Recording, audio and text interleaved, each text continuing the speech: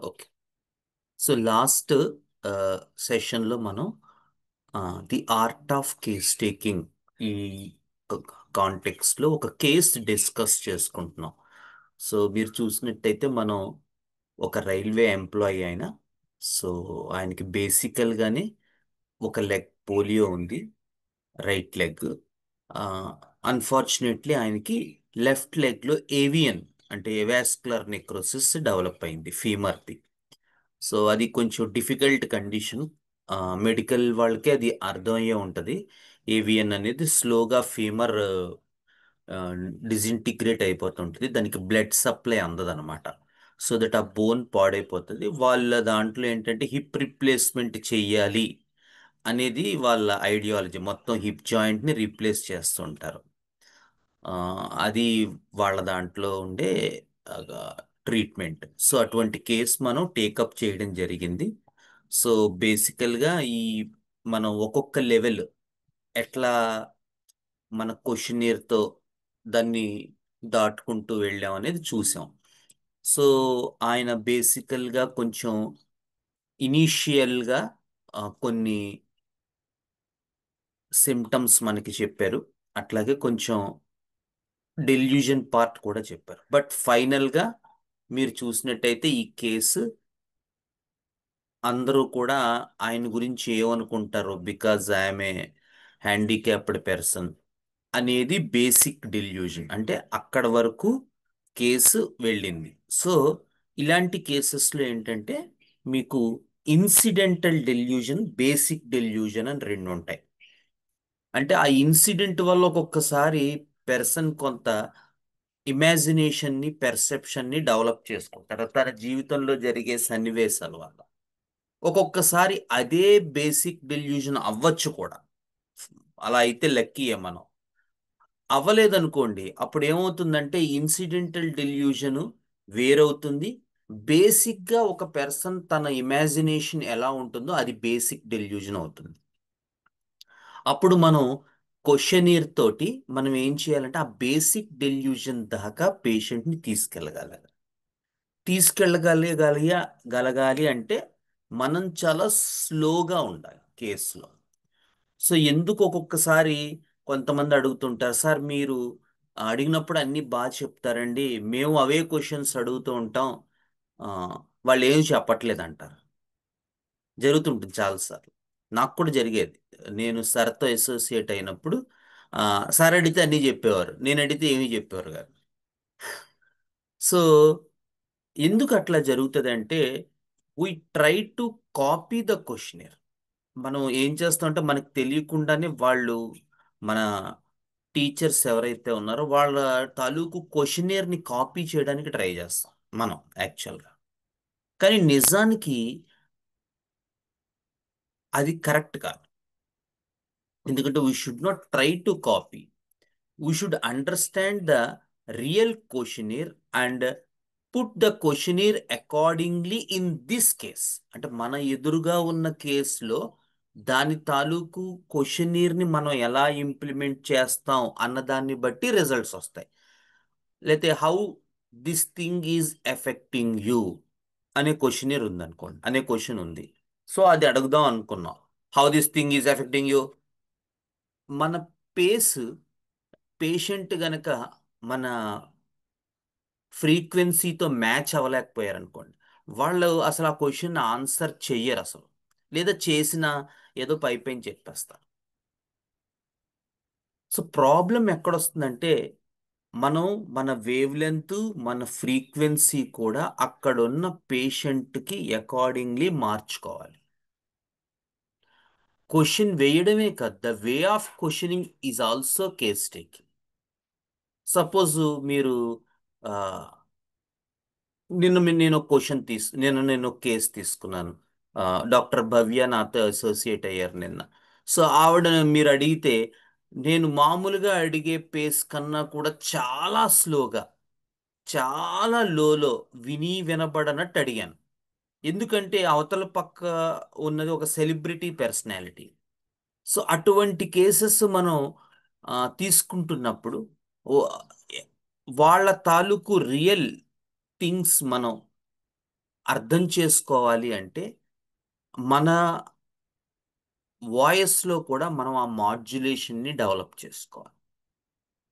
అట్లాగే మొన్న డాక్టర్ ప్రాణహిత గారు ఒక కేసు తీసుకున్నాం. ఆ, ఆవిడ తీసుకున్నారు, నేను ఆవిడకి హెల్ప్ చేశాను. సో ఆ కేసులో అది తను ఒక ఆ, కొంచెం ఒక అడోలిసెంట్ గర్ల్, అరౌండ్ 20 years ఉంటాయేమో. సో తను చాలా ఫాస్ట్ పేస్లో చెప్పుకుంటూ వెళ్ళిపోయింది. ఫాస్ట్ పేస్లో చెప్పుకుంటున్నప్పుడు మనం ఒక్కొక్కసారి ఏంటంటే ఆవిడ తాలూకు పేస్ని స్లో చేయడానికి మనం చాలా టైం తీసుకుని క్వశ్చన్స్ అడిగాం. లేదా కొన్ని సార్లు ఏంటంటే అసలు టైం అనేది ఇవ్వకుండా క్వశ్చన్స్ పుష్ చేసాం ఒకే కేసులో. ఎందుకు అట్లా జరుగుతుంది అంటే మనం ఇన్ అకార్డింగ్లీ అక్కడ పేషెంట్ ఎట్లా ఉన్నారో దాన్ని బట్టే మన క్వశ్చనేర్ని అడాప్ట్ చేసుకోవటం అనేటువంటిది మనకు చేతనవ్వాలి. అంతేగాని క్వశ్చన్ని కాపీ చేసి సేమ్ అదే అడిగాం sir, how this thing is effecting you అంటే అది కాపీ క్యాట్లా ఉంటుంది, అది వర్కౌట్ అవ్వదు. ఆ క్వశ్చన్ అదే అయినప్పటికీ కూడా మన వాయిస్, మన ఇది సింక్రనైజ్ అవ్వాలి. ఎలా అయితే మనం ఫ్రెండ్తో మాట్లాడేటప్పుడు మనం చక్కగా మాట్లాడతాం, మనకి చూడండి, మనకి ఏదైనా ఒక అవసరం ఉందనుకోండి ఫ్రెండ్ తోటి.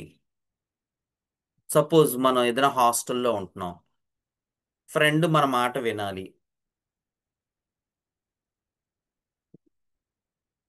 సో అప్పుడు మనం ఎంత స్లోగా మాట్లాడి మన పని చేయించుకుంటాం వాళ్ళతో.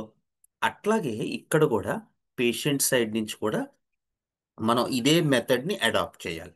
అంతేగాని మనం క్వశ్చన్స్ని త్రో చేయటం అనేటువంటిది ఇక్కడ కాన్సెప్ట్ కాదు. సో క్వశ్చన్స్ పక్కన పెట్టేసేయండి ముందు. ఏం క్వశ్చన్ అడుగుతున్నాం అనే దానికన్నా కూడా ఏ విధంగా అడుగుతున్నాం. ఒకవేళ మనం కొంచెం రాంగ్ క్వశ్చన్ అడిగినా తప్పులేదు, కానీ మనం మాడ్యులేషన్ కనుక, ఫ్రీక్వెన్సీ కనుక పేషెంట్తో మ్యాచ్ అవ్వకపోతే వాళ్ళు ఫస్ట్ ఓవర్లోనే క్రికెట్లో వికెట్ పడినట్టు మన కేసు ఎటో పోతుంది. ఒక్కొక్కసారి నేను రీసెంట్ అబ్జర్వేషన్స్లో నా అబ్జర్వేషన్ ఏంటంటే ఒక్కొక్కసారి ప్రతి కేసు సెన్సేషన్లోకి వెళ్ళట్లేదు. వెళ్ళలేనప్పటికీ మన వేవ్ లెంత్ ఫ్రీక్వెన్సీ కనుక ప్రాపర్గా మ్యాచ్ అయితే, సో మన ultimate idea is to understand the person in front of us, not giving some sort of rapid prescription.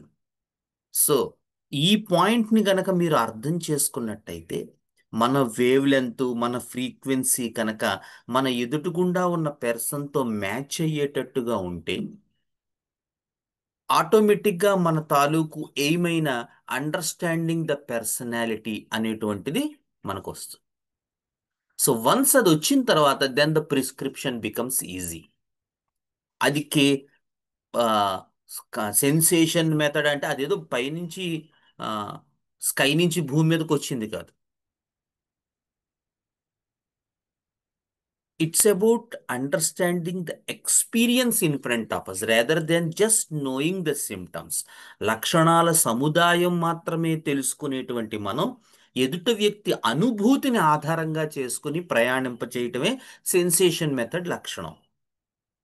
అంటే we're understanding the person at a deeper level. So డెఫినెట్గా అది కొంత help అవుతుంది ఈ కేస్ టేకింగ్. సో మనకు నిజంగా person sensation చెప్పినా చెప్పకపోయినా, when we try to understand the person in front of us at a deeper level, definitely our prescriptions are going to change, because we're not trying to analyze a person merely on the symptoms alone. Right. So ఈ కేసులో మీరు last సెషన్లో మనం ఒక చోట ఆగాం, ఎందుకంటే అక్కడి నుంచి మనకు కొంచెం టైం కావాల్సి వస్తుంది కాబట్టి. సో ఆ బేసిక్ డెల్యూజన్ దగ్గర, అంటే ఒక ఏవగింపుగా ఉంటుంది నాకు నా గురించి అని అతను ఒక అనుకోకుండా ఒక బస్ ఎగ్జాంపుల్ చెప్పాడు. ఒక బస్లో అతను ప్రయాణిస్తే అక్కడ చేంజ్ గురించి చెప్తూ, కండక్టర్ గురించి చెప్తూ, ఆ పాయింట్ దగ్గర ఐ ఇఫ్ ఐ బస్ దాంట్లో నాకు కనుక ఆ, మనీ లేకపోతే, లేదా కండక్టర్ నీ దగ్గర డబ్బులు లేవా అంటే ఎలా ఉంటుందో అలా ఉంటుందని ఆయన ఒక ఎగ్జాంపుల్ తీసుకొచ్చాడు. తన తాలూకు ఇమాజినేషన్ చెప్పడానికి, నేను ఎలా ఉంటానని చెప్పడానికి ఆయన ఒక ఎగ్జాంపుల్ తీసుకొచ్చారు. నేను ఒక బస్సులో ప్రయాణిస్తుంటే, ప్రయాణిస్తున్నప్పుడు నా దగ్గర గనక మనీ లేకపోతే, కండక్టరు నన్ను టికెట్ గురించి డబ్బులు అడిగితే నా దగ్గర లేవు అంటే ఎలా అనిపిస్తుందో నాకు ఎగ్జాక్ట్గా అలాంటి అనుభూతి వస్తుంది. ఎదుటి వ్యక్తి డిస్కంఫర్ట్, నేను అలా ఆ డిస్కంఫర్ట్ని ఎక్స్ప్లెయిన్ చేస్తూ ఆయనే ఒక ఎగ్జాంపుల్ ఇచ్చారు.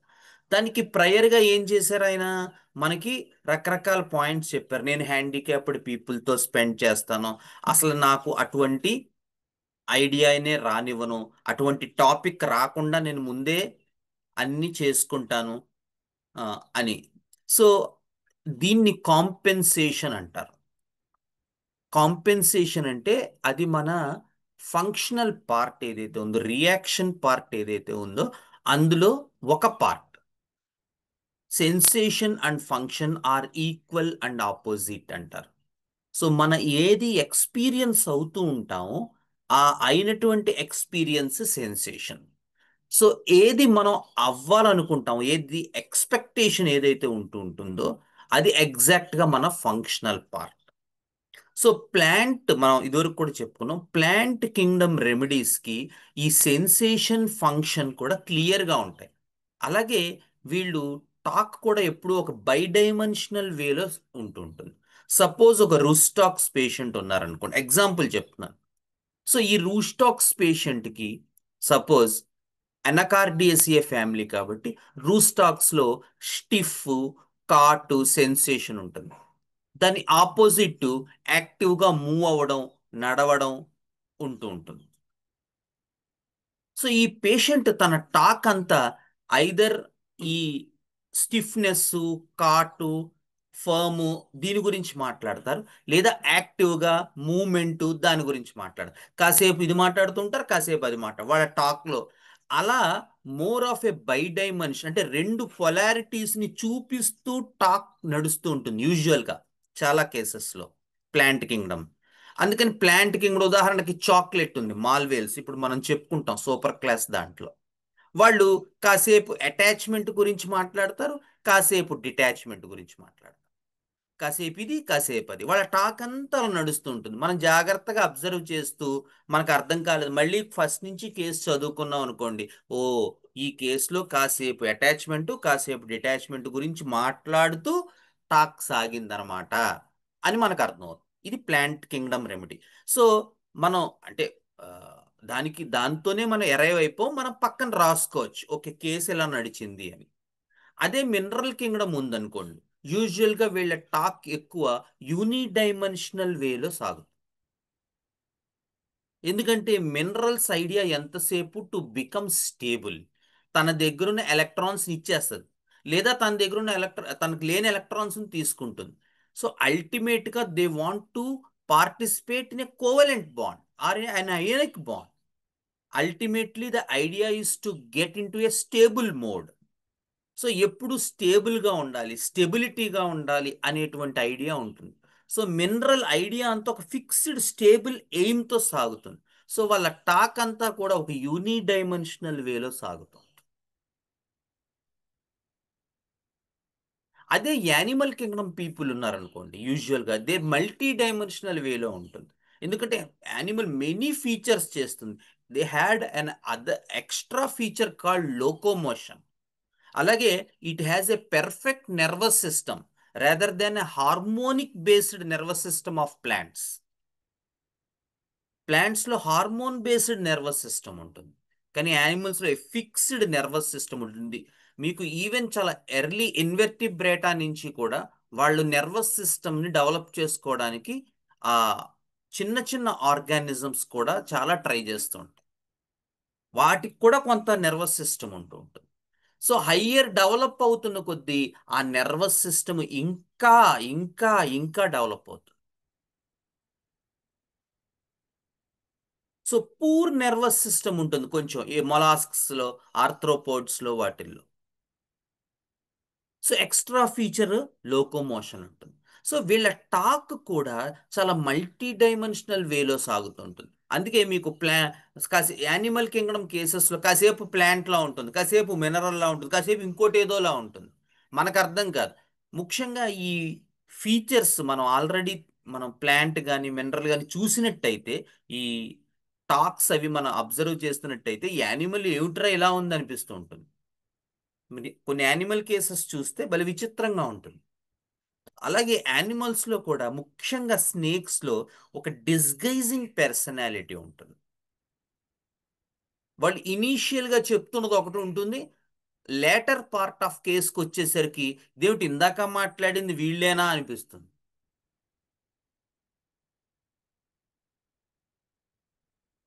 అలాగే కొన్ని కొన్ని చిత్రమైన రీజన్స్ కి కూడా వాళ్ళు చాలా ఎక్కువ మ్యానిపులేషన్ చేస్తూ ఉంటారు. దానికి ఒక ప్రాపర్ రీజన్ ఏమి ఉండదు మ్యానిపులేషన్. ఇట్లా మీరు చూసినట్టయితే ఆ, రకరకాలుగా మనకి కనబడుతుంది. సో ఈ కేసు మనకి ఇనీషియల్గా చెప్పినటువంటి డెల్యూజన్ నుంచి ఫైనల్గా ఒక ఎగ్జాంపుల్ పేషెంటే మనకిచ్చి నాకు ఇలా అనిపిస్తుంది అని చెప్పడానికి, నేను ఒక బస్సు ఎక్కితే నా దగ్గర చిల్లర లేకపోతే కండక్టర్ టికెట్ తీసుకోమని అడిగితే అని ఆయనే ఎలా అనిపిస్తుందో, ఈ హ్యాండిక్యాప్డ్నెస్ అనేటువంటిది నాకు అలా అనిపిస్తుంది అని మనకి ఆయన ఒక ఐడియా ఇచ్చారు. సో ఇలాంటివి జరిగినప్పుడు ఏం చేయాలంటే, యూజువల్గా మన క్వశ్చనీర్ రాదర్ దాన్ హ్యాప్ హెజార్డ్ వెళ్తుంటే మనం ఆ ఇన్సిడెంట్లోకి వెళ్ళాలి. ఎప్పుడు గుర్తుపెట్టుకోండి, మీరు కేస్ టేకింగ్లో పేషెంట్ గనక మనకు ఒక ఇన్సిడెంట్ ఇస్తే you have to stick on that incident. మళ్ళీ మళ్ళీ మనకి రెగ్యులర్ క్వశ్చనర్ మీకు ఎలా అనిపించిందండి, లేకపోతే మీకు ఆ, అదేంటి ఏది బాదర్ చేస్తోందండి అని చెప్పి మళ్ళీ రివర్స్ వెళ్ళకూడదు. పేషెంటే గనక మనకి ఒక ఐడియా ఇస్తే, సపోజ్ నిన్న కేసులో కూడా ఐ థింక్ భవ్య ఉంది. నిన్న కేసులో కూడా పేషెంట్ చాలాసేపు మాట్లాడుతుంది. నిన్ను యూజువల్ క్వశ్చన్ ఏంటి, వీటిల్లో మిమ్మల్ని ఏం ఎఫెక్ట్ చేస్తుంది, మిమ్మల్ని ఏది ఎక్కువ బాదర్ చేస్తుంది, ఈ క్వశ్చన్స్ ఏం అడగలేదు నేను. ఎందుకు అడగలేదంటే ఆవిడ చెప్తూ చెప్తూ ఒక ఎగ్జాంపుల్ ఆవిడే ఇచ్చేశారు. సో ఇమీడియట్గా నేను ఒక ఇంటికి వెళ్తే వాళ్ళు నన్ను సరిగ్గా రిసీవ్ చేసుకోకపోతే, వాళ్ళకి అంత ఇష్టం లేకపోతే అని ఏదో ఒక example. So whenever people imbibe in that sort of examples, immediately you have to pick out. Patient గనక తనకు తానుగా ఒక ఉదాహరణ ఇచ్చి, లేదా మనం అడగాల్సి వస్తుంది, గాడ్స్ గ్రేస్ వల్ల పేషెంటే గనక ఇస్తే ఇంకా అడ్వాంటేజ్ మీకు. అలాంటప్పుడు డెఫినెట్గా మీరు, ఎందుకంటే it is going to sensation డెఫినెట్గా, ఎందుకంటే తన ఇమాజినేషన్ ఉపయోగించి తను ఏది ఎక్స్పీరియన్స్ అయ్యాడో అది చెప్పాలని అనుకుంటున్నారు పేషెంట్. దానికి వాళ్ళే ఒక ఉదాహరణ సెలెక్ట్ చేసుకున్నారు. సో డెఫినెట్గా అది మనల్ని ఆ మూమెంట్, అంటే వాళ్ళు ఇచ్చినటువంటి ఎగ్జాంపుల్లో ఎమోషను, డెల్యూజను, సెన్సేషన్, ఈ మూడు క్లియర్గా వచ్చేస్తాయి. అలాంటిది ఇక్కడ ఏం చేశారు పేషెంట్, ఆయన ఇమాజినేషన్ ఉపయోగించి ఒక బస్ కండక్టర్ దగ్గర, నేను బస్ ఎక్కాను, బస్ కండక్టర్ టికెట్ అడిగాడు, నా దగ్గర మనీ లేదు. సో మనీ లేకపోతే ఆ బస్ కండక్టర్ కనుక టికెట్ తీసుకో అంటే, అప్పుడు నాకు ఎలా అనిపిస్తుంది అంటే, ఇందాక నేను చెప్పాను కదా, అది అప్పుడు ఎలా ఉంటుందో ఇప్పుడు ఎలా ఉంటుందో అని రెండింటిని కంపేర్ చేశాడు తన తాలూకు ఈ పెర్సెప్షన్ చెప్పడానికి. సో ఇమీడియట్గా మనం అక్కడ ఏమడిగాం, how does it felt, or how did it felt at that moment, how does it feel at that moment, ఎలా అనిపిస్తోంది ఆ క్షణంలో. నిజంగానే మీ దగ్గర డబ్బులు లేవు, బస్ ఎక్కేశారు, అందరి ముందు కండక్టర్ ఏమో ఎలా ఉంటుందని అడిగాడు, మనీ అడిగాడు. మనీ అడిగేసరికి నా దగ్గర డబ్బులు లేవు కదా. నాకు చాలా సిగ్గుగా అనిపిస్తుంది. సిగ్గుతో కుంచుకుపోతాను. సో ఆ ఎగ్జాంపుల్ అంటే అక్కడ ఆ ఎగ్జాంపుల్ అంతా రాలేదు, బట్ అది ఆయన ఇచ్చిన కాంటెక్స్ట్. అప్పుడు నాకు చాలా సిగ్గుగా ఉంటుంది అందరి ముందు అలా ఉంటే. కరెక్ట్గా నేను నా అవయవ లోపం గురించి, నా హ్యాండిక్యాప్డ్ గురించి కూడా అలా సిగ్గుపడతాను. సో ఈ రెండు కంటెక్స్ ని తీసుకొచ్చాడు. మీరు గుర్తుపెట్టుకోండి, ఎప్పుడైనా పేషెంట్ కనుక కంపేర్ చేస్తున్నారు అంటే డెఫినెట్గా మనం ట్రాక్లో ఉన్నట్టు అర్థం. ఎందుకంటే పేషెంట్ తన తాలూకు ఇమాజినేషన్ ఉపయోగించి మాత్రమే కంపేర్ చేస్తారు. సో కంపేర్ చేశారు అంటే డెఫినెట్గా మనం ఆన్ ట్రాక్ ఉన్నామని అర్థం. So how does it feel at that moment? ఎలా అనిపించింది మీకు ఆ క్షణంలో? యావగింపు. సో ఆ ఆయన ఉపయోగించినటువంటి వర్డ్ యావగింపు, ఒక రకమైన అసహ్యం. అసహ్యం, యావగింపు. సో ఆ తన తాలూకు ఇది ఆయనకి ఆ రకంగా అనిపించింది. ఒకసారి నెక్స్ట్ స్లైడ్ చెప్తాను, ప్రాణహిత గారు. Yeah. So it feels panic. దానికి మనం దాన్ని డిస్క్రైబ్ చేయమన్నాం. It feels panic, heart race increases, legs shiver, hands shiver. In that moment just tell myself it is okay. So ఆయన ఇచ్చినటువంటి ఎక్స్పీరియన్స్ ఏంటంటే, ఆ మూమెంట్లో నాకు ఆ అసహ్యం అనిపించినప్పుడు కాళ్ళు చేతులు దడదడలాడిపోతాయి, గుండె దడ పెరుగుతుంది, ఒక రకమైన ప్యానిక్ అయిపోతాం ఆ క్షణంలో. సో ఇది ఆయన ఇచ్చినటువంటిది. సో మనం ఆ కాంపెన్సేషన్ పార్ట్ అంతా తొలగిస్తే ఈయన బేసిక్ నేచర్ ఏంటి? ఆయన చాలా చిన్న వాటికి కూడా ఆయన ఎక్స్పీరియన్స్ ఏంటి? షివరింగ్, కాళ్ళు చేతులు దడదళ్ళాడిపోవడం, గుండె దడగా అయిపోవడం. ఎవరైనా ఏదైనా అనుకుంటారో తన గురించి అని అనిపించినప్పుడల్లా అతనికి ఈ రకమైన ఎక్స్పీరియన్స్ వస్తుంది. కానీ అతను చేస్తున్నది ఏంటి? అలాంటి సిచ్యువేషన్స్ రాకుండా అవాయిడ్ చేస్తూ ఆయన తెలివిగా తన జీవితం సాగిస్తున్నాడు, which is the compensation part. ఏమండి? మనకి ఫస్ట్ చూపించినటువంటి లాస్ట్ సెషన్లో గనక మీరు వచ్చినట్టయితే, ఫస్ట్ చూపించిన ఆ ఐడియా అంతా ఏంటి అంటే, అలాంటి సిచ్యువేషన్స్ రాకుండా ఆయన జాగ్రత్త పడుతూ తన జీవిత ప్రయాణాన్ని కొనసాగిస్తున్నాడు. కానీ అలాంటి సిచ్యువేషన్ వస్తే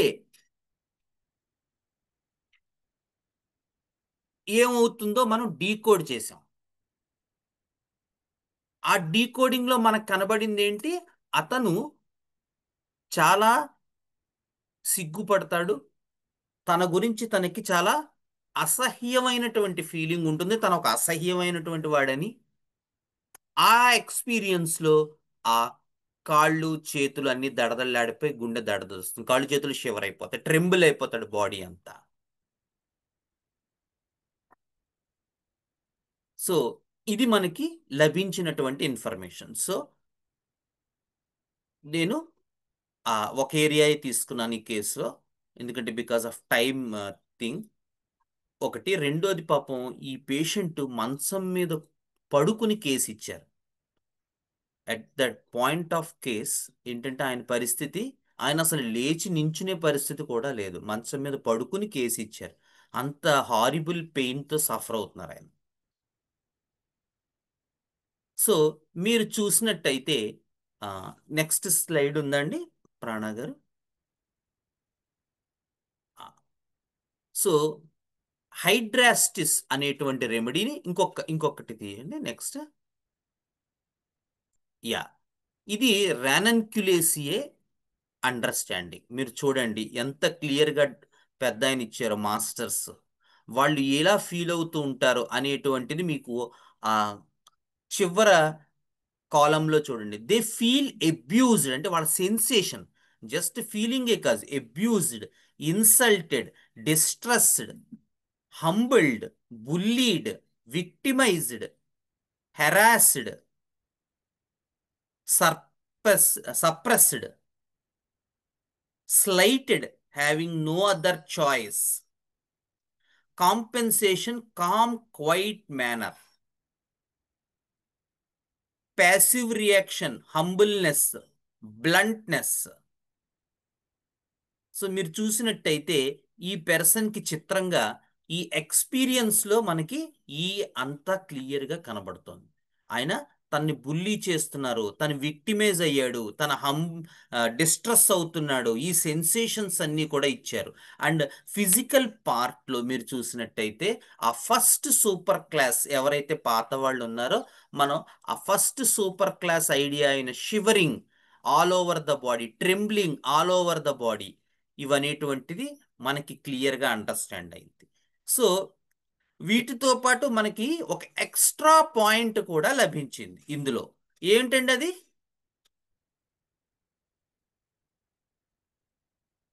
ఎవరైనా చెప్తారా? మనకి సెన్సేషన్ లభించింది, కాంపెన్సేషన్ కనిపించింది, Ranunculaceae features, ailments from indignation, humiliation, being hurt, affronted, silent grief, secret anger and rage. అల్టిమేట్గా ఇవి మనకి రెనన్క్యులేసియే ఫీచర్స్. సో ఈ పేషెంట్ ఏం ఫీల్ అవుతున్నారండి? హలో? హ్యూమిలియేషన్. అవమానింపబడ్డాను అని ఫీల్ అవుతున్నారా?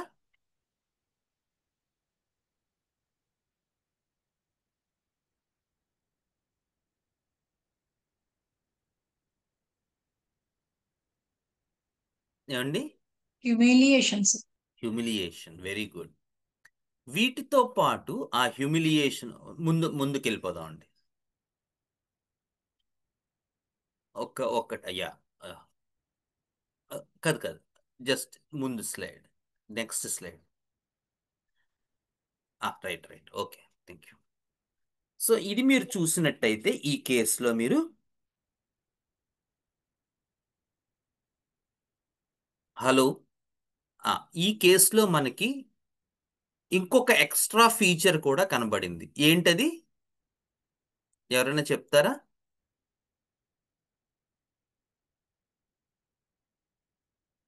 అసహింపబడ్డాను, యావగింపు, ఇది ఏ మయాజం?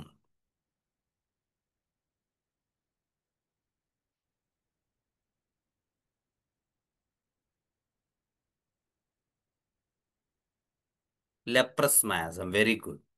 సో ఇప్పుడు రెనన్క్యులేసియే ఫ్యామిలీలో లెప్రస్ మయాజం, హైడ్రాస్టిస్ కెనడెన్సిస్ మనకి ఇచ్చినటువంటి చార్ట్ ప్రకారం. సో ఎక్యూట్ మయాజం ఏమో ఎకోనైటు, టైఫాయిడ్ మయాజం ఏమో హెలిబోరస్, మలేరియల్ మయాజం ఏమో ranunculus bulbosa, sycotic miasm pulsatilla, and leprous miasm, cancer miasm staphysagria, tubercular miasm ఏమో actaea racemosa. If I'm not, Centrifuges. ఏమో Yes, sir. Yes, cimicifuga, sir. Actaea Active. Racemosa. Leprous miasm hydrastis, ringworm miasm actaea spicata, and syphilitic miasm clematis erecta, if I'm not wrong.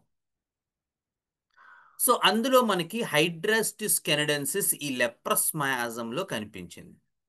So అందులో materia medica Clark డిక్షనరీలో మీరు చదివితే, sharp shifting pain in left limb from middle of thigh down to middle of leg, pain from right hip to knee while walking.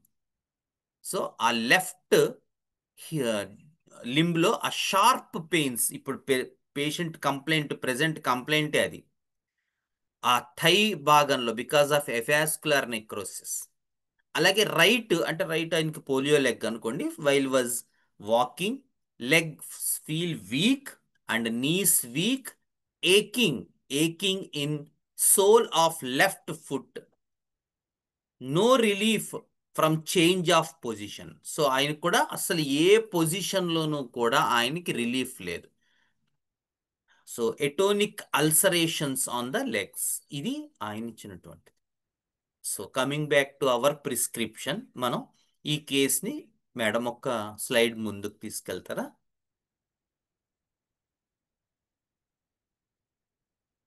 ముందుకండి, ముందుకి. Yeah. So 11th May 2024 మనం హైడ్రాస్టిస్ 30తో start చేసాం ఈ treatment. So after 2 weeks no betterment. So hydrastis 30 repeated. So పెద్దగా మార్పు కనిపించలేదు కాబట్టి 28th June knee pain, hydrastis 30 4 doses once a week. So మనం రెమెడీతో కన్ఫర్మ్గా ఉన్నాం, రెమెడీతో అంతగా ఇంప్రూవ్మెంట్ కనిపించట్లేదు కాబట్టి ఫిజికల్ లెవెల్లో మోర్ సిమ్టమ్స్ కనబడుతున్నాయి కాబట్టి పేషెంట్ కూడా బాగా కాంపెన్సేట్ చేశాడు. ఈవెన్ ఎమోషనల్ లెవెల్ కూడా బయటికి కనబడట్లేదు కాబట్టి 30తో స్టార్ట్ చేసాం. 30 సింగిల్ డోస్ ఇచ్చాం, పెద్దగా చేంజ్ లేదు. సో వీక్లీ 1 dose ఇచ్చాం. Next 11th September, sorry 3rd August walking got better. So hydrastis 34 doses repeat చేశాక కాస్త నడక పెరిగింది, లేచి కూర్చుంటున్నాడు, అటు ఇటు తిరుగుతున్నారు ఇంట్లో. Blood circulation not sure, stiffness on beginning to move. So నడుస్తున్నప్పుడు కొంచెం స్టిఫ్ అవుతోంది. సో ఇంకేం చేయలేదు.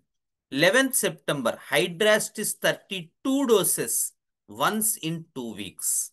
28th October better. 24th December hydrastis 32 doses again. And September 2025 and recent follow up much better, can walk without walker. ఇప్పుడు walker లేకుండా కూడా ఆయన నడవగలుగుతున్నారు. ఆఫ్టర్ 1 year సుమారుగా ట్రీట్మెంట్ తర్వాత ఆయన వాకర్ ఉపయోగించకుండానే నడవగలుగుతున్నారు. So this is the case. Hope you had got a good understanding of case. So మన కేస్ టేకింగ్ చెప్పుకున్నాం, ఎలా కేస్ని కాంపెన్సేషన్ నుంచి ఎక్స్పీరియన్స్ లెవెల్లోకి తీసుకెళ్లాలో చెప్పుకున్నాం. And at the same time మనం పొటెన్సీ సెలెక్షన్ చెప్పుకున్నాం, రిపిటీషన్ చెప్పుకున్నాం, and a good follow up కూడా చెప్పుకున్నాం, అలాగే మయాజం కూడా చెప్పుకున్నాం. సో మనం ఆల్మోస్ట్ ఆల్ బాక్సెస్ టిక్ చేసుకున్నాం ఈ పర్టిక్యులర్ కేసులో. సో మనం ఈ రకంగా గనక మనం స్టడీ చేయగలిగితే మనం ఇంకా మనం ఏదైతే చేయగలుగుతున్నామో పేషెంట్స్కి అది ఇంకా కొంచెం ఎక్కువ చేయడానికి, ఇంకా కొంచెం ప్రాపర్ వేలో చేయడానికి అవకాశం ఉంటుంది. ఇన్స్టెడ్ ఆఫ్ మనమే కొన్ని రెమెడీస్ని మన బుర్రలో పెట్టుకుని ఆ రెమెడీస్ మనకు వచ్చిన రెమెడీస్ పేషెంట్లో ఉన్నాయేమో అని చెక్ చేసుకుంటూ అట్లా చేయటం వల్ల కన్నా ఇలా మనం ప్రాపర్గా అండర్స్టాండ్ చేసుకున్న తర్వాత ఏమి మనకి తెలియని రెమెడీ వస్తే దాన్ని కూడా స్వాగతించి చదువుకుని మనం కనుక చేయగలిగితే పేషెంట్కి మనం చేసే మేలు ఎక్కువ ఉంటుంది. బట్ దీనికి మీరన్నట్టు చాలామంది చెప్పేట్టు ప్రాపర్ టైం కూడా పడుతుంది. సో ఈ కేసు చాలా టైం పట్టింది వర్కౌట్ అవడానికి. సో బట్ అల్టిమేట్ రిజల్ట్ చాలా హ్యాపీని ఇచ్చింది. అండ్ పేషెంట్ కూడా చాలా హ్యాపీ ఫీల్ అవుతున్నారు. So this is the case. So hope you had got good understanding. Thank you ప్రాణ గారు. ఈ దీనంతా పాపం ఆవిడే టైప్ చేసి ఆవిడ ఇచ్చేశారు. సో ఆవిడకి special thanks on the platform of Sankalpa homeopathy వెనకాల అంత ఎఫర్ట్స్ చేసినందుకు. So so any doubts thanks please. మీకు చెప్పాలి సార్. పర్లేదమ్మా. So any doubts regarding today's session?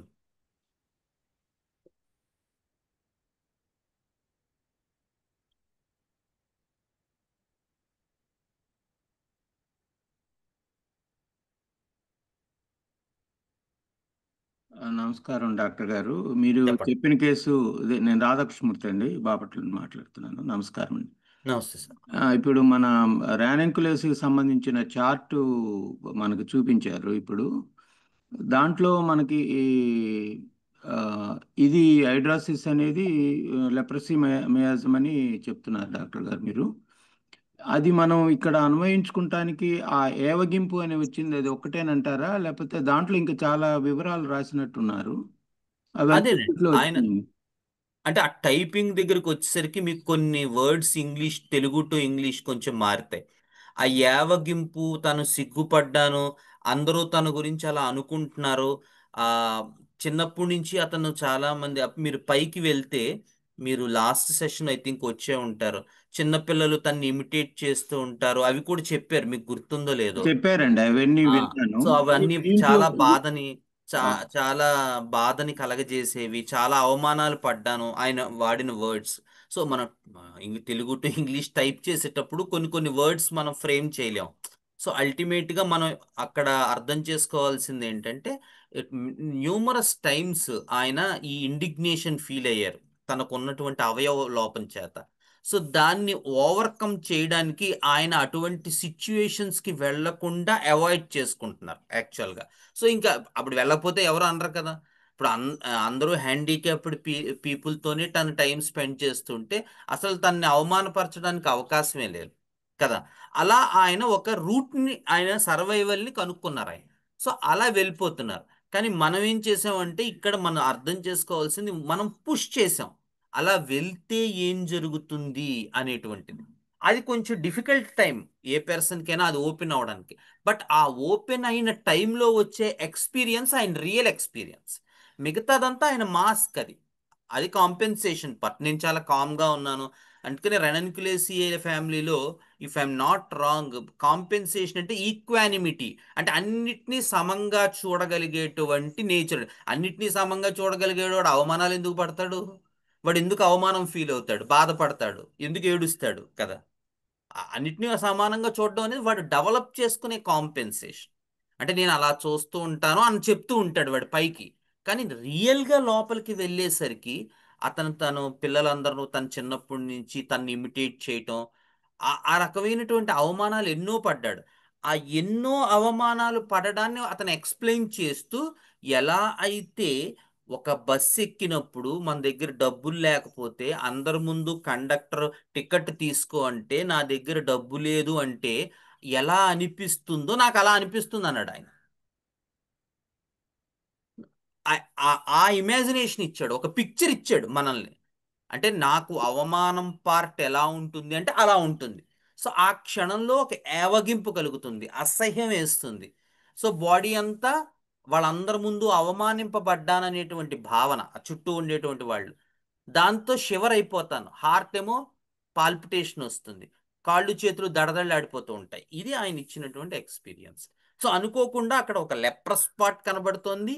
At the same time ఆ sensation part, that ailments from indignation తనకి. అలాగే first super class తాలూకు trembling and shivering all over the body, ఇవన్నీ కూడా కనబడుతున్నాయి. So when we conjoin all these things together, ఇవన్నీ మనం ranunculaceae family, leprous miasm. So దాన్ని మనం మెటీరియా మెడికాతో కన్ఫర్మ్ చేసుకున్న తర్వాత, ఆ పెయిన్ కూడా కనిపించిన తర్వాత మనం రెనన్క్లేసియేలో హైడ్రాస్టిస్తో ముందుకు వెళ్ళాం. సో కాంపెన్సేషన్ పార్ట్ ఎక్కువ ఉండి ప్యాథాలజీ ఎక్కువ ఉంది కాబట్టి తక్కువ పొటెన్సీతో స్టార్ట్ చేసాం, రిపీట్ చేసాం. సో ఆ, ఇప్పటికి ఇంకా అతని హైడ్రాస్టిస్ 30 మీదే ఉన్న 200 ఇంకా వేయలేదు ఆఫ్టర్ 1 ఇయర్ స్టిల్. బట్ ఇప్పుడు ఆయన బాగానే ఉన్నారు, ఆయన డ్యూటీస్కి అది వెళ్ళిపోతున్నారు, ఏం ప్రాబ్లం లేదు. వాకర్ లేకుండా he can Rome up in the home. ఏమీ వాడట్లేదు, ఎప్పుడు బయటికి వెళ్తే దూర ప్రాంతాలకు వెళ్తే మాత్రమే వాకర్ తీసుకెళ్తున్నారు. అంటే ఇక్కడ మనకి పల్స్ ఎలా చెప్పినప్పుడు కూడా మీరు ఏమన్నారంటే, వాళ్ళు ముందుగా తమ అవమానం పడతారేమోనని అవమాన పడకుండా ఉండే పరిస్థితిని వాళ్ళు ఆ విధంగా ఒదిగి ఉండి అవమానాన్ని పోతుందంటే, ర్యానింకులేసిలో మనం వాళ్ళు అది కాంపెన్సేషన్ చేసుకుంటూ అవమాన పడకుండా తప్పించుకుంటానికి ప్రయత్నం చేస్తారని అనుకోవచ్చండి మనం. అదేనండి, వెరీ గుడ్ క్వశ్చన్ సార్, మంచి క్వశ్చన్ అండి ఇది. అంటే కాంపెన్సేషన్కి పల్స్టల్లా సైకోటిక్ మయాజం, సైకోటిక్ మయాజంకి కాంపెన్సేషన్కి డిఫరెన్స్ ఏంటంటే, మీరు కేసు చూస్తే ఇప్పుడు ఆయన పైనుంచి ఇప్పటిదాకా మీరు ఏదైతే అనుభూతి, అంటే తను కాళ్ళు చేతులు దడదడలాడిపోవడం, తర్వాత అవమానింపబడడం, హర్ట్ అయిపోవడం, ఇవన్నీ ఇవన్నీ ఆయన అవాయిడ్ చేయడం అనేటువంటిది తెలిసి చేస్తున్నారా, తెలియక అవాయిడ్ చేస్తున్నారా? తనకు తెలుస్తుంది ఏదైనా అవమానం దీన్ని జరిగితే కాంపెన్సేషన్ అంటారు. తెలిసి కాంపెన్సేషన్. చేస్తే కాంపెన్సేషన్ అంటారు. తెలియకుండానే పాపం ఆయన అలా ప్రవర్తిస్తున్నారు అనుకోండి, అది సైకోటిక్ మ్యాస్. ఓకేనా? తన తాలూకు తెలివితేటలతో దేన్నైనా గనక దాచిపెడుతూ ఉంటే అది కాంపెన్సేషన్.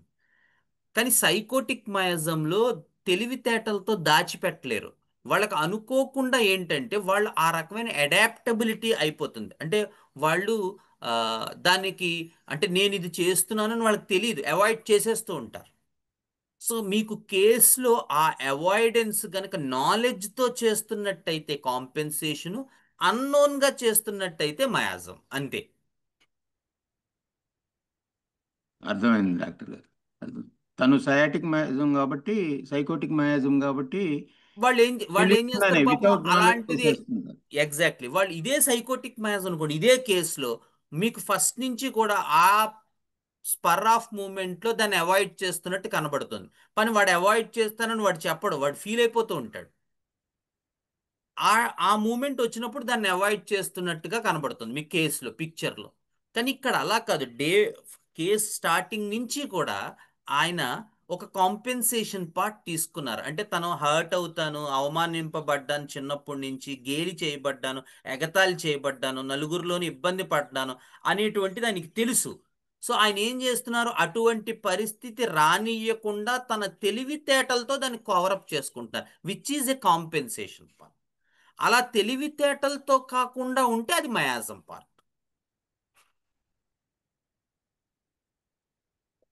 క్లియర్గా అర్థమైంది డాక్టర్ గారు. కాంపెన్సేషన్ అంటే ఏంటి, మయాజం అంటే ఏంటి. Thank you doctor.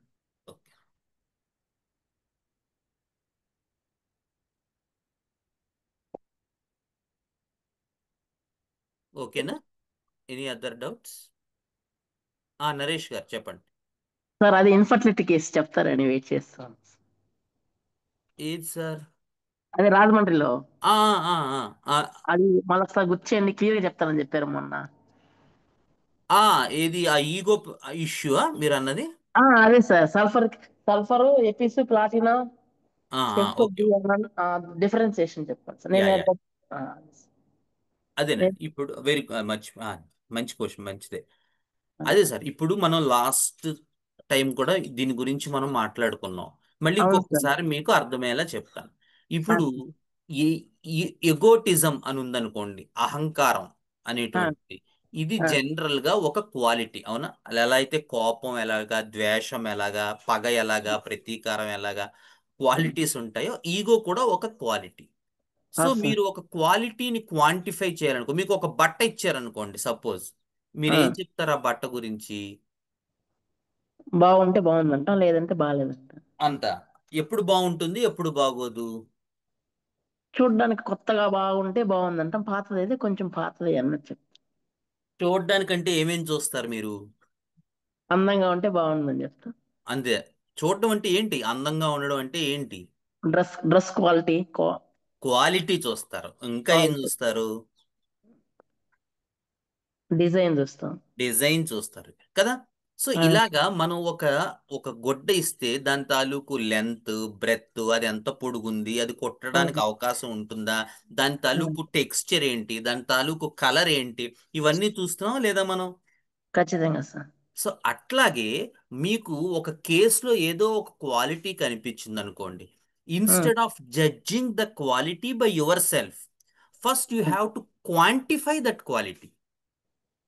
ఆ, అహంకారం కనిపించింది అనుకోండి, అహంకారం ఎప్పుడు వస్తోంది, ఆ, ఎక్కడొస్తోంది, ఎంత వస్తోంది, ఇట్లా. కోపం కోపం ఎక్కడొస్తోంది, ఎప్పుడు వస్తోంది, ఎంత వస్తోంది, ఎవరి మీద వస్తోంది, ఆ, ఎంత టైం ఉంటుంది, ఇలా మీరు ప్రతిదీ ఏదైనా మనం గమనించినప్పుడు మనం దాని తాలూకు లెంత్, బ్రెత్, ఆ, హైట్ ఇవన్నీ ఎలా అయితే చూస్తామో అలాగా మనం చూడగలిగితే అప్పుడు ఆ, ఈ ఎయిగోటిజం అనేటువంటిది ఏ రెమెడీ తాలూకు ఎగోటిజమో మీకు అర్థమవుతుంది.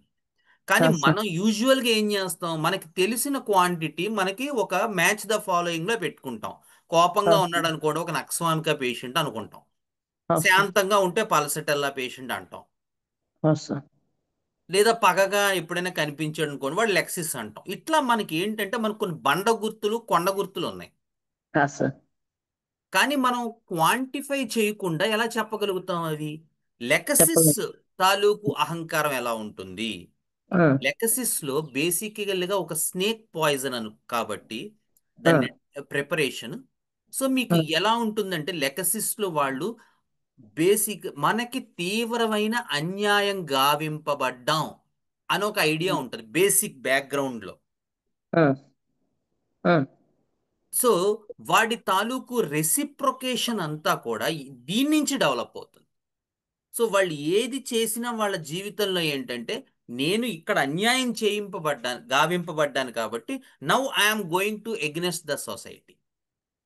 ఆ, అనుక ఆ ఇంజస్టిస్ ఫీలింగ్ లోంచి ఈగో డెవలప్ అవుతుంది. ఆ, ఆ, సార్. అది లెకసిస్ తాలూకు పార్ట్. అంటే దేని నుంచి వెరాట్రమ్ ఆల్బమ్ ఉందనుకోండి. సో ఆ, వెరాట్రమ్ ఆల్బమ్ ఈగో ఏంటి? మనం తక్కువగా చూడబడ్డాం, ఆ, మనం వెలివేయబడ్డాం, మనం ఆ, గెంటివేయబడ్డాం, నలుగురిలోనూ నన్ను కలుపుకోలేదు, ఆ, మనల్ని గుళ్ళల్లోకి రానివ్వలేదు అని చెప్పి ఒక ఆయన పెద్ద లా చదివి చదివి పెద్ద ఇది అయ్యాడు ఆయన. Ah, so sir. The idea behind this is ah, that you are rejected and now you are coming strong and you have an ego. Ah, అది veratrum album ego. Ah, sir. Sulphur లో ego ఏంటంటే నా identity, ఆ, నేను చాలా గొప్పవాడిని, నువ్వు నన్ను గుర్తించవేంటి, ఆ, నాకు ఇంత తెలుసు, నాకు ఇంత నాలెడ్జ్ ఉంది, నాకు ఇంత ఆ, తెలివితేటలు ఉన్నాయి, నేను ఆ, అన్ని విషయాలు తెలుసుకుంటాను, ఆచరిస్తానా లేదా వేరే విషయం. ఆ, సార్. కానీ ఇంత తెలివితేటలు, ఇంత జ్ఞానం ఏవైతే ఉందో అవన్నీ నువ్వు నన్ను గుర్తించట్లేదు, అది నీ కర్మ అంటాడు. ఆ, సార్. సో సల్ఫర్లో ఈగో యూజువల్గా ఏంటంటే, వాళ్ళు అంటే కొంత పార్ట్ గుర్తించాలని అని ఫీల్ అవుతున్నప్పటికీ అవతల వాడు గుర్తించకపోయినా నేను చాలా గొప్పవాడిని అని వాడి ఫీలింగ్ ఆ, సార్. ఉంటుంది. అసలంటూ ఉండకుండా ఉండదు, నువ్వు నన్ను గుర్తించాలి, నా గొప్పతనం అని ఉంటుంది. ఆ, కానీ సార్. వాడు ఏ పని చేయడు. ఆ, సార్. కానీ అదే ప్లాటినాలో ఈగో అనుకోండి, వాడు ఉమ్, చాలా వర్క్ చేస్తాడు, చాలా రెస్పాన్సిబుల్గా ఉంటాడు, high um, degree of work జరుగుతుంటుంది. పోలవరం ప్రాజెక్ట్ ఉంది, ఆ, దాంట్లో పనిచేసే ఒక ఇంజనీర్ గారు వచ్చారు. ఆ, సార్. సో ఏంటి ఆయన ప్రాబ్లం అంటే, ఆయన ఏమండి వాళ్ళకి వీళ్ళకి ఇలా తెలియదు, వాళ్ళకి అలా తెలియదు, వాళ్ళకి engineering and he has a specific dimensions. ఆ, సార్. అంటే ప్రతి దాని గురించి ఆయనకి నిర్దిష్టమైనటువంటి అవగాహన ఉంది. ఆ అవగాహనతో మాట్లాడతాడు. ఆ మాట్లాడేది చాలా గట్టిగా ఫర్మ్గా ఉంటుంది. And he shows his ego. ఆ, సో సార్. నలుగురికి బాధ్యతగా ఉండి పని చేసి పెడుతూ రెస్పాన్సిబుల్గా ఉంటూ వచ్చేటువంటి ego Platina ego. Ah, sir. ఏ రకమైనటువంటి బాధ్యత వహించకుండా, ఏ ఉమ్, విషయంలోనూ ఇన్వాల్వ్ అవ్వకుండా, తప్పించుకు తిరుగుతూ నాకేదో తెలుసు అని ఇతరులకు సలహాలు చెప్పడం sulphur ego. Ah, sir. So ego అనేటువంటి దాన్ని దేని నుంచి డెవలప్ అవుతుంది, దాని తాలూకు క్వాంటిఫికేషన్స్ ఏంటి అని మనం తెలుసుకున్నట్టయితే మీకు ఉమ్, మోర్ యాప్ట్ ఈగో మీకు కనబడుతూ ఉంటుంది. అప్పుడు కరెక్ట్గా జడ్జి చేయగలుగుతారు ఏ రెమెడీలోకి వెళ్తోంది ఈ కేసు. స్టాఫిసైగ్రియాలో కూడా ఈగో ఉంటుంది. ఆ, సార్. అలాగే వాడి ఈగో హర్ట్ అయిందనుకోండి, ఆ, స్టాఫిసైగ్రియా వాడు అదే పనిగా దాని గురించి జపిస్తూ ఉంటాడు. ఆ, సార్. అదే లెకసిస్ వాడు అనుకోండి, ఈగో హర్ట్ అయింది అనుకోండి, అవతల వాడి ఈగోని ఎలా దెబ్బ కట్టాలో ప్లాన్ చేసుకుంటూ ఉంటాడు. ఆ, సార్. సో ఈగో హర్ట్ అయినప్పుడు హౌ దే రియాక్ట్ అనేది కూడా మళ్ళీ అదొక క్వాంటిఫికేషన్. సో ఆ, అదే సార్. చెప్పాను, ఏ కారణం చేత ఈగో డెవలప్ అవుతుంది, ఈగో తాలూకు లెంత్, బ్రెంత్, హైట్ ఏంటి, ఈగో తాలూకు రెస్పాన్స్ ఏంటి హర్ట్ అవ్వడం వల్ల, ఇవన్నీ కూడా మనం కన్సిడర్ చేసి అప్పుడు డ్రగ్స్ గురించి, ఆ వ్యక్తి గురించి ఆలోచించాలి. ఆ, సార్. ఆర్ఎంఎట్లో కూడా ఈగో ఉంటుంది. సో ఆ, సార్. ఆర్ఎంఎట్లో నేను చాలా కరెక్ట్గా పనిచేస్తున్నాను అనేటువంటి ఈగో ఉంటుంది. నేను awesome, ప్రతిదీ చాలా స్ట్రక్చరల్ గా డైమెన్షనల్ గా మెయింటైన్ చేయగలుగుతున్నాను, నేను మేనేజ్ చేయగలుగుతున్నాను అనేటువంటి దానివల్ల ఈగో డెవలప్ అవుతుంది. సో వన్స్ awesome, ఆ ఈగో హర్ట్ అయింది అనుకోండి, ఆరంభట్లో మొత్తం టర్న్ అయిపోయి సిఫిల్టిక్ వెళ్ళిపోయి వాడు ఈవెన్ వాడి లైఫ్ ను కూడా వదిలేస్తాడు. అంత దూరం వెళ్ళిపోతుంది అనమాట. అట్లా awesome, ప్రతి వాళ్ళు ఒక్కొక్కలా రియాక్ట్ అవుతారు. awesome. Apis sir.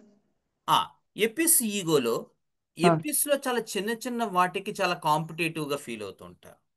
ఎందుకంటే ఎపిస్ తాలూకు తయారీయే రాణి తేనెటీగ. అంటే తన ప్లేస్ ఏదైతే ఉందో ఈ ఈగలన్నిట్లోనూ ఒక రాణి తేనెటీగ ఉంటుంది. సో ఏదో ఒక రోజు ఆ రాణి తేనెటీగ తన కుర్చీ దిగిపోయి ఇంకొక మామూలు వాలంటీర్ కుర్చీ ఎక్కేస్తుంది. సో ఎప్పుడూ కూడా ఎపిస్ లో ఆ ఇన్సెక్యూరిటీ ఉంటుంది తన ప్లేస్ గురించి. సపోజ్ ఒక 5గురు అక్క చెల్లెళ్ళు ఉన్నారనుకోండి ఒక కుటుంబంలో. సో అందరిలోకి ఈవిడే అందంగా ఉంది అక్క చెల్లెళ్ళు అని అన్నారు. సో ఎప్పుడు కూడా ఆ 5గురిలోనూ ఈవిడ అందంగా ఉంది అనేటువంటిది మెయింటైన్ చేయడం కోసం వాళ్ళ ఎక్కువ తాపత్రయం. ఎందుకంటే లేకపోతే మళ్ళీ పక్క వాళ్ళని అనేస్తారు కదా, ఈవిడ కనుక సరిగ్గా మెయింటైన్ చేయకపోతే. So every now and then ఆ కాంపిటేటివ్నెస్ ఫీల్ అవుతూ ఉంటారు. దాంతో పాటు సహజంగా ఇన్సెక్ట్స్ లో ఉండే రెస్ట్లెస్నెస్, ఆ ఫోకస్, అసలు మిగతావి మీరు ఒక ఇన్సెక్ట్ దగ్గరికి వెళ్ళి మీరు ఆ, ఈ ఇంట్రెస్ట్ల గురించి వాటి గురించి స్టాక్ మార్కెట్ గురించి వాడికి ఏమీ అర్థం అవదు. వాళ్ళకి అర్థం అవదు. మీరు ట్రై చేసి చూడండి. అదే మీరు ఒక ఫోర్త్ రోవాడి దగ్గరికి వెళ్ళి చెప్పండి, మీరు ఆశ్చర్యపోతారు. ఒక హోమియోపతి డాక్టర్ గారు స్టాక్ మార్కెట్ గురించి టిప్స్ లో ఉంటుంది ఒక ఆయనకి. Because they are born for that. అంటే మన తాలూకు సోర్స్ నుంచి మనం ఎక్కడి నుంచి వస్తూ ఉంటామో మన తాలూకు బుర్ర కూడా వాటి ఎందు చాలా అద్భుతంగా పనిచేస్తుంటుంది, మీరు జాగ్రత్తగా స్టడీ చేసినట్టయితే. అందుకని ఎపిస్ లో ఏంటంటే వాళ్ళ ప్రైమరీ ఫోకస్ ఫుడ్, స్లీప్, రిప్రొడక్షనే తప్ప మిగతా వాటి గురించి వాటి బుర్ర పనిచేయదు. అఫ్ కోర్స్ వాళ్ళు నిత్య జీవితంలో అడాప్టబిలిటీగా కొన్ని అడాప్ట్ చేసుకోవచ్చు. చేసుకున్నప్పటికీ కూడా వాళ్ళకి కొంచెం కష్టం, అది ఆ పార్ట్ కొంచెం కష్టం అవుతుంది. అలా ఎంత వాళ్ళు అడాప్ట్ చేసుకుంటూ ఉంటే అంత డిసీజ్డ్ అయిపోతూ ఉంటారు. వాళ్ళ తాలూకు ఒరిజినల్ సోర్స్ నుంచి మనం ఎంత దూరం జరుగుతూ ఉంటామో మనం అంత డిసీజ్డ్ అయిపోతూ ఉంటాం.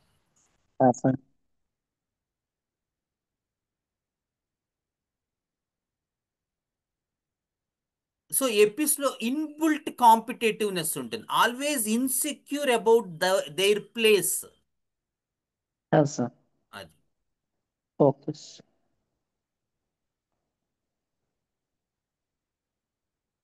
ఓకేనా? Okay sir. ఇంకా ఎవరికైనా ఏమైనా డౌట్స్ ఉన్నాయండి?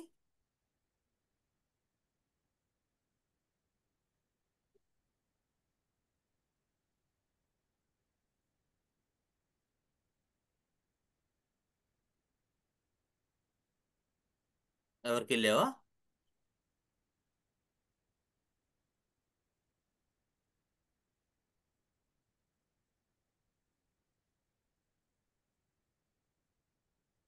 ఓకే. గురుర్బ్రహ్మా గురుర్విష్ణు గురుర్దేవో మహేశ్వరః, గురుర్ సాక్షాత్ పరం బ్రహ్మ, తస్మై శ్రీ గురవే నమః.